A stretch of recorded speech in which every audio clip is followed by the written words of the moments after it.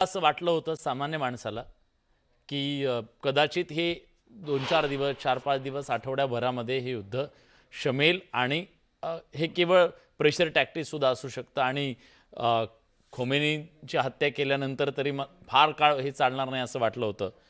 पण तुमचा अंदाज काय सांगतोय? हे संकट कधीपर्यंत चालू शकतं, हे जगावर चाललेलं संकट? काय जगातल्या विविध जागतिक पातळीवर काय घडतंय हे थांबवण्यासाठी? विलासजी, माझा आवाज आपल्या सगळ्यांपर्यंत हो, पोहोचतो होय, आहे? होय. हां.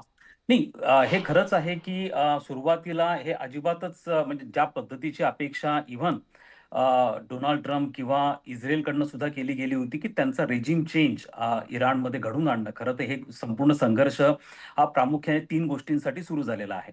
त्यातलं पहिलं कारण जे होतं ते इराणकडे असणारे अण्वस्त्र, दुसरं कारण होतं इराणकडे असणारे बॅलिस्टिक मिसाईल्स आणि तिसरं कारण सांगितलं होतं ॲक्सिस ऑफ रेझिस्टन्स, म्हणजे इराण पुरस्कृत ज्या संघटना ज्या आखातामध्ये सक्रिय आहेत, आक्रमक आहेत, हं. मग ते हिजबुल्ला असेल, हमास असेल किंवा हौती असेल, या ॲक्सिस ऑफ रेझिस्टन्सलाही नष्ट करणं. अशा 3 गोष्टींसाठी प्रामुख्याने हा संघर्ष आणि त्या संदर्भातल्या चर्चा ह्या 2015 पासून इराणबरोबर चालू आहे. कारण इराण हा NPT म्हणजे न्यूक्लिअर नॉन प्रोलिफरेशन ट्रीटीचा मेंबर आहे हं. आणि त्यामुळे इराणवरती हे बंधन आहे, की त्यांनी कोणत्याही पद्धतीने युरेनियमचं एनरिचमेंट हे अणुबॉम्ब बनवायचं इथपर्यंत घेऊन जाता कामा नये.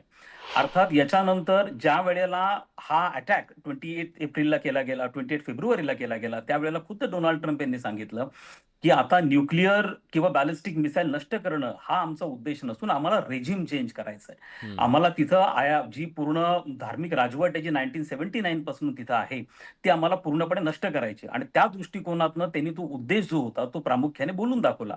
आणि मग त्यानंतरच्या सगळ्या इव्हेंट्स आपण गेल्या 8-9 दिवसातले आपल्याला दिसून येतात. हो. यामध्ये एक अत्यंत महत्त्वाचा जो पार्ट होता त्याच्यामध्ये, की ह्या संपूर्ण संघर्षामध्ये कोणत्याही प्रकारचा एक्झिट प्लॅन हा अमेरिका आणि इस्रायलकडे नाहीये. आणि हीच अमेरिकेची चूक या पूर्वीच्या देखील इस्लामिक देशांमध्ये अमेरिकेने ज्या वेळेला इंटरव्हेन्शन केलं, त्या वेळेला हां. अमेरिकेकडे एक्झिट प्लॅन नव्हता. अमेरिकेने इराकमध्ये इंटरव्हेन्शन केलं, 2003 मध्ये सद्दाम हुसेनला हँग केलं. त्यानंतर इराकमध्ये कधीही शांतता आणली नाही. त्यांनी लिबियामध्ये गदाफीला संपवलं, त्यानंतर लिबियामध्ये कधीही शांत राहिला नाही. त्यांनी अफगाणिस्तानमध्ये तालिबानला संपवून 20 वर्ष खुद्द अमेरिकन फोर्सेस तिथं होत्या, मग नंतर खुद्द अमेरिकेला ते सोडून द्यावं लागलं हो. आणि पुन्हा तालिबान तिथं आलं. आणि आता सुद्धा त्यांनी इराणला पूर्णपणे अंडर एस्टिमेट केलं. त्यांनी याची कल्पनाच केली नाही, की इराणमध्ये आयातुल्ला खामेनी नंतर देखील एक चेन ऑफ कमांड आहे आणि चेन ऑफ कमांड एवढी स्ट्रॉंग आहे आणि त्यांनी 10 वर्षापासून या सगळ्या गोष्टींची पूर्णपणे तयारी केलेली होती आणि त्यामुळे ज्या पद्धतीचे रिटॅलिटरी अटॅक्स आता इराणकडनं होत आहेत, याची अपेक्षा देखील केली गेली नव्हती. आणि सर्वात महत्त्वाचं म्हणजे केवळ हा इराणकडनं जे अटॅक्स आहेत, ते इस्रायल आणि अमेरिका यांच्या वरती होत नाही, तर ज्या ठिकाणी अमेरिकेचे मिलिटरी आणि एअर डिफेन्स सिस्टम्स आहेत किंवा बेसेस आहेत आखातामध्ये, जवळपास 7 देशांमध्ये आहेत. अशा स्वरूपाने 13 देशांवरती हे अटॅक झाले. आणि याचमध्ये आपण सौदी अरेबियाच्या अरामकोवरती अटॅक झाला. स्ट्रेट ऑफ हार्मुज जे आहे, आता फक्त एक तांत्रिक मुद्दा मी या ठिकाणी क्लिअर करतो, की स्ट्रेट ऑफ हार्मुज हे ऑफिशियली क्लोज नाहीये. हां. स्ट्रेट ऑफ हार्मुज यापूर्वी पण कधीही क्लोज झालेलं नव्हतं. मात्र हं. आता ज्या इन्शुरन्स कंपन्या आहेत, ज्या प्रामुख्याने ह्या सगळ्या ऑइल टँकरचे इन्शुरन्स काढतात, त्या प्रामुख्याने वेस्टर्न कंपन्या आहेत आणि हं. त्यांनी आता इन्शुरन्स काढणं त्याचं बंद केलेलं असल्यामुळे कोणतीही कंपनी रिस्क घ्यायला तयार नाही. हा हां. त्याच्यातला महत्त्वाचा मुद्दा. ऑफिशियली हं. स्टेट ऑफ हार्मुज क्लोज झालेलं नाही. हं. याचं कारण असं आहे, की इराणचं जे ऑइल आहे ते प्रामुख्याने स्टेट ऑफ हार्मुज मधनं फ्लो होतं आणि त्याचा 80% सप्लाय हा चायनाला होतो. त्यामुळे ऑफिशियली ते क्लोजही करू शकत नाहीत.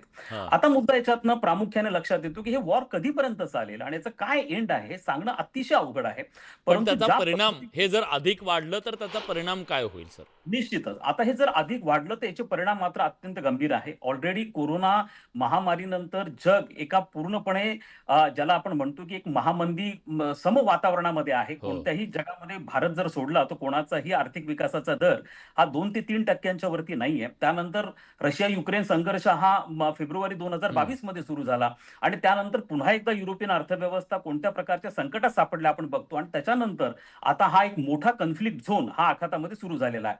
अर्थात एक बाब प्रामुख्याने लक्षात घ्या, की आपण ज्या तेलाविषयी बोलतो आहोत आणि त्याच्या परिणामाविषयी बोलतो आहोत, कारण याच्यामध्ये आखातापुरता संघर्ष राहणार नाही. हो, त्याचे हो. आर्थिक परिणाम जगाला सहन करावे लागू होय, शकतात. होय. आणि ते आपण आता पाहतो आहोत की जेव्हा हा संघर्ष सुरू झाला 28 फेब्रुवारीला, तेव्हा जागतिक बाजारपेठेमध्ये तेलाच्या किमती $72 होत्या. त्यानंतर $83 वरती गेल्या. आता ते 117 वरती त्या चालल्या गेलेल्या आहेत.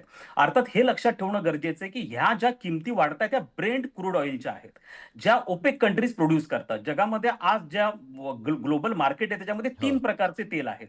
एक तेल आहे जे रशियाकडनं विकलं जातं, त्याला उराल ऑइल म्हणतात, आणि ऑलमोस्ट 17% प्रोडक्शन हे रशियाकडनं होतं आणि 17% फ्लो हा रशियाकडनं आहे उराल ऑइलचा.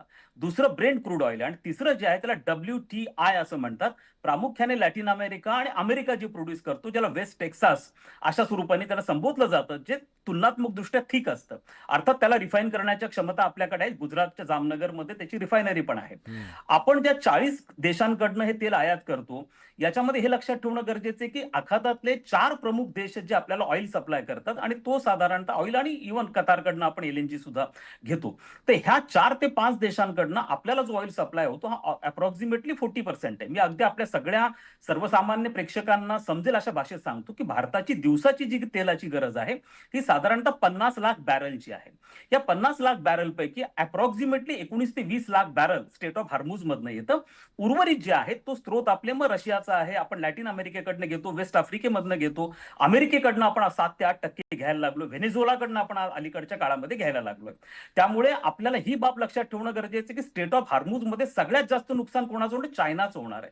कारण चायनाला पण लागणारा त्यांना तर त्यांनी अडवलेलं नाहीये ना स्टेट ऑफ हॉर्मझ हा, मध्ये. आता अत्यंत महत्वाचा मुद्दा तुम्ही केलाय की आजही चायनाचे टँकर्स हे स्टेट ऑफ हार्मुज मधनं जात आहेत. हे सगळ्यात महत्वाचा पार्ट तुम्ही, अत्यंत योग्य मुद्दा तुम्ही मांडलात. तर याच्यामध्ये हा सगळा इन्शुरन्स कंपन्यांचा इन्शुरन्स काढण्याशी निगडीतचा प्रश्न आहे. बर बर. आता आपण एक मूळच्या मुद्द्याकडे येऊयात की याच्यामध्ये एक बाब जो पार्ट आहे की आपण मेंटली यासाठी प्रिपेअर्ड होतो की फर्स्ट गल्फ वॉर झालं होतं, सेकंड गल्फ वॉर झालं होतं, सातत्याने इस्लामिक देशांमध्ये कोणत्या ना कोणत्या प्रकारचे सिव्हिल वॉर्स असतात, टेरर हा. अटॅक्स असतात, आणि यावेळेला जाणीवपूर्वक ह्या ऑइल रिफायनरीज टार्गेट केल्या जातात, आणि तेलाची जी सगळी ग्लोबल सप्लाय चेन आहे ती सप्लाय चेन डिस्टर्ब होते. त्यामुळे डायव्हर्सिफिकेशन आपण इतक्या मोठ्या प्रमाणावरती अलीकडच्या काळामध्ये केलेलं आहे, आणि त्या डायव्हर्सिफिकेशनमुळे एक भाग, आणि दुसरं तेल साठवून ठेवण्याची क्षमता. आता याच्यामध्ये जर आपण 4 देश पाहिले जे स्टेट ऑफ हार्मुज वरती डिपेंडंट आहेत, हा. त्यातला चायना नंबर 1 आहे. चायनाची अप्रॉक्सिमेटली 5 महिने तेल साठवून ठेवण्याची क्षमता आहे. त्याच्या खालोखाल जर भारताचा आपण विचार केला तर भारत देखील ऑलमोस्ट 2.5 ते 3 महिने तेल साठवून ठेवू शकेल. मग त्याच्यामध्ये 3 प्रकारची साठवणूक असते. एक सरकारी रिफायनरीज असतात, प्रायव्हेट असतात, पण आणि म्हणजे त्यानंतर काही वेळ कमी असल्यामुळे तुमचं असं म्हणणं आहे की भारताला तितका मोठा परिणाम आत्ताच्या घडीला तरी जाणवणार नाहीये. एक्झॅक्टली. याचं कारण हा. असं आहे की आपल्याला साधारणतः 2 ते 2.5 महिन्याचा ब्रिदिंग स्पेस आहे. पहिली गोष्ट हा लक्षात घ्या. हा. दुसरा मुद्दा असा आहे की आपली जी ऑइल साठवून ठेवण्याची क्षमता आहे ती अलीकडच्या काळात कमालीची वाढलेली आहे. आपण चायनाच्या एक्झॅक्टली खालोखाल येतो. चायना साधारणतः जर 3.5-4 महिन्यापर्यंत करत असेल ठीक तर आहे. आपण 2.5 महिन्यांपर्यंत ठीक आहे. आहे. दुसरा मुद्दा याच्यामध्ये असा आहे की ऑलरेडी जे आता झालेलं आहे की आपण साधारणतः 22 लाख बॅरल्स रशियाकडनं घेत होतो, मात्र रशियाकडनं आपण आता 11 लाख बॅरल सध्या घेतो. मागच्या महिन्यामध्ये आपण 11 लाख बॅरल घेतले. फक्त एक टेक्निकल मुद्दा मी आपल्या प्रेक्षकांना सांगू इच्छितो की जो टेक्निकल मुद्द्याच्या बाबतीमध्ये थोडी चर्चा झाली होती, आणि ज्याची प्रामुख्याने भाग होता की जे अमेरिका असं म्हणतोय, अर्थात हे सगळे ट्रम्प प्रशासनाकडे येणारे स्टेटमेंट आहेत, की त्याच्यामध्ये ते असं म्हणतात की 1 महिन्यासाठी आम्ही तुम्हाला परमिट करतो. त्याच्या मागचं तांत्रिक कारण मी तुम्हाला सांगतो की अमेरिकन काँग्रेसमध्ये असे काही कायदे आहेत की ज्याच्या अंतर्गत त्यांनी प्रामुख्याने 2 कंपन्यांवरती आर्थिक निर्बंध टाकले होते. या 2 कंपन्यांचं नाव आहेत, एक आहे रॉझनेट आहे आणि दुसरी आहे ल्यूक ऑइल. या 2 कंपन्यांबरोबर कोणत्याही प्रकारचे व्यवहार करायचे नाही, कोणत्याही देशाने या 2 कंपन्यांकडनं तेल घ्यायचं नाही, म्हणजे हे त्याच्यातून आपल्याला प्रामुख्याने त्यांनी सांगण्यात ती आलं होतं. परमिशन दिली आहे असा आणि त्याचा अर्थ रॉझनेट आहे. कंपनीकडनं आपण प्रामुख्याने तेल घेत असल्यामुळे, रिलायन्स कंपनी प्रामुख्याने तेल प्रोक्यूर करत असल्यामुळे आपल्याला ह्या कंपनी. ठीक आहे, ठीक आहे. सर सर मी येतो तुमच्याकडे, पण मला आता या चर्चेमध्ये वेळ खूप कमी राहिला आहे. रोहित सरांना विचारायचं आहे, साधारणपणे आता ही पूर्ण सप्लाय चेन जर समजा पूर्णपणे डिस्टर्ब झाली असं समजूया, जरी ब्रीदिंग स्पेस आपल्याकडे असेल तरी, तर या परिस्थितीला सामोरं जाण्यासाठी आपण तयार आहोत का? आणि दुसरं म्हणजे ऊर्जेच्या संदर्भातलं हे जे युद्ध आहे, हे युद्ध आता काही तिथले रिजिम चेंज करणं आणि एवढ्यापुरतं ते मर्यादित नाहीये. तर ऊर्जेत आपण स्वायत्त राहायला हवं किंवा आपण परिपूर्ण व्हायला हवं, या दृष्टीनं ही एक धोक्याची घंटा आहे का आपल्यासाठी, आणि एक इशारा सुद्धा आहे का? विलास, मला असं वाटतं की मला जे मुद्दे बोलायचे ते मी बोलतो, कारण सगळं आता झालं कव्हर, म्हणजे काय उरलेलं नाही.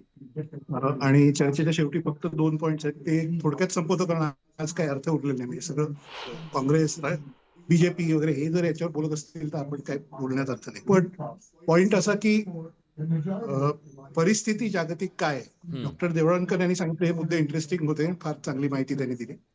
पॉइंट असा आहे की आजची बातमी अशी आहे की मुज्तबा खामेनी यांनी टेक ओव्हर केलेला आहे. ते आहेत अयतुल्ला अली खामेनींचे चिरंजीव.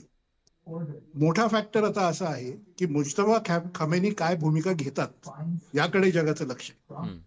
हे आजचं महत्वाचा न्यूज पॉइंट तो आहे. अर्ध्या जागतिक एक्सपर्ट्सचं म्हणणं असं आहे, जे ट्रम्प सांगतायत त्यावर विश्वास ठेवतायत की हे सगळं 2-3 आठवड्यात मी संपवतो असं ट्रम्प म्हणतायत. आणि त्याच्यानंतर इराणची पूर्ण नाकेबंदी होईल, न्यूक्लिअर इश्यू संपेल आणि मग पुन्हा एकदा सगळ्या जागतिक किमती तेलाच्या खाली जातील आणि ग्लोबल मार्केट्स म्हणजे स्टॉक एक्सचेंज परत वरती येतील. आज सकाळपासून European stock exchange, American stock exchange हे सगळे डाऊन आहेत. आणि आता आपण बोलत असताना ऑइलची किंमत $107 पर्यंत खाली आली. ती 105 पर्यंत आजच्या दिवसाच्या एंडला युरोपमध्ये जेव्हा ट्रेडिंग संपेल तेव्हा 105 किंवा 103 पर्यंत खाली येईल.